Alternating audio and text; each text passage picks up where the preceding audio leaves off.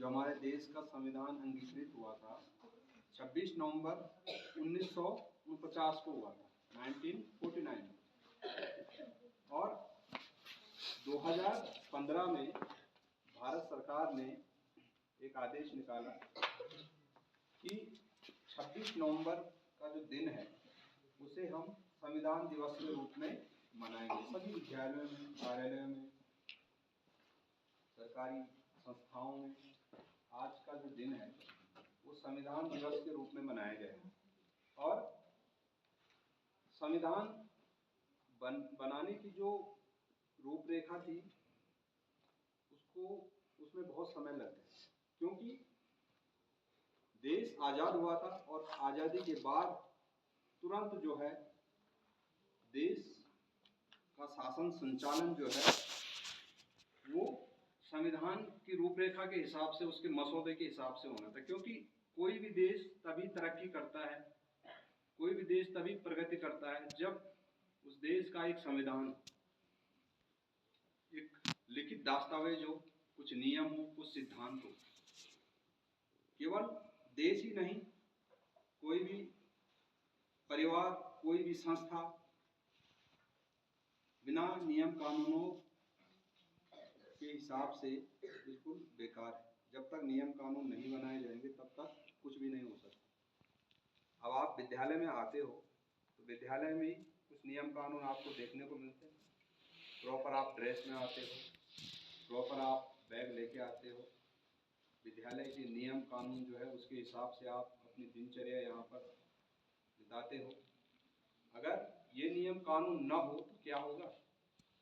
आप लोग जब मर्जी तब आओ, छुट्टी होने से पहले ही घर चले जाओ, है ना? तो उसी तरह बेटा देश को चलाने के लिए एक संविधान की आवश्यकता पड़ी और पूरे देश में संविधान सभा के निर्माण के लिए व्यक्तियों का चुनाव हुआ। जो विद्वान व्यक्ति थे उनका चुनाव हुआ हर क्षेत्र से। और उन सदस्यों ने जब उनका चुनाव हुआ तो उन्होंने जो है संविधान सभा में हिस्सा लिया, वाद विवाद हुआ, बातें हुई, बहुत सारी चीज़ें वहाँ पर स्पष्ट हुई। तो अलग अलग समितियाँ भी बनाई गई कि कौन संविधान बनाएगा, कौन क्या करेगा। अलग अलग समितियों के द्वारा संविधान निर्माण का कार्य पूरा किया गया। और उसमें से जो मुख्य समिति थी वो थी प्रारूप समिति। और प्रारूप समिति के जो अध्यक्ष थे वो थे डॉक्टर भीमराव अम्बेडकर। उन्हें संविधान का मसौदा बनाने की जिम्मेदारी दी गई और उन्होंने अपने इस दायित्व को बखूबी निभाया। और पूरे संविधान बनाने में जो समय लगा वो आपको पता है, 2 वर्ष 11 माह और 18 दिन। लगभग इतने समय के अंदर संविधान का जो है निर्माण कार्य जो था वो पूरा कर लिया गया।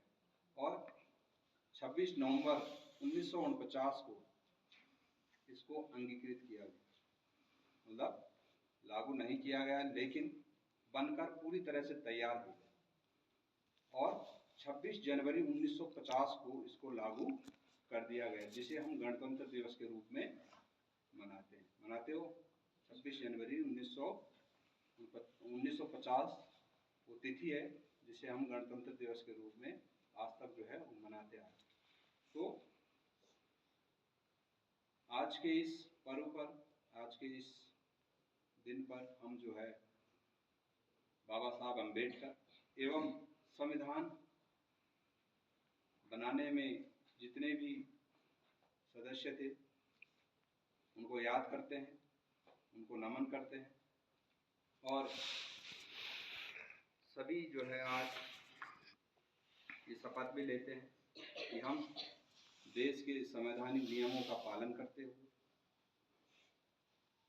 एवं संवैधानिक मूल्यों को अपने हृदय में संजोकर देश को नित नई ऊंचाइयों पर पहुंचाने के लिए जो है वो प्रयास करते रहेंगे।